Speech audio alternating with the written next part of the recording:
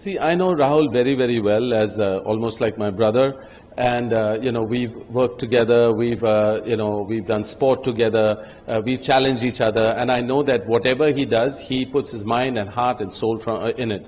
And I think he understands the responsibility of being a leader of opposition. And I think that with the consent of the India coalition government, and with, being in as the leader of opposition, he would challenge the BJP on every plan that they have, as in, also choosing this pro tem speaker, or talking about the, the stock market that was not, it had risen and fallen, and, so Rahul asked for a JPC for it. So these are things that I see that he's determined to have, as he would like to have democracy existing, and he would challenge the government whenever if they make bills as they did before against without including the farmers of our country, and then just before an election, the BJP tends to reverse those bills and give them sops. All this kind of optics of government should not exist.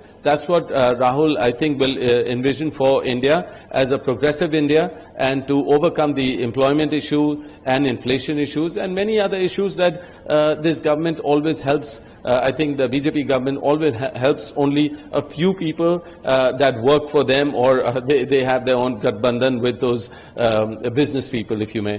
But I'm just saying that Rahul will be apt and good for the country, for the opposition, and he'll be a good leader.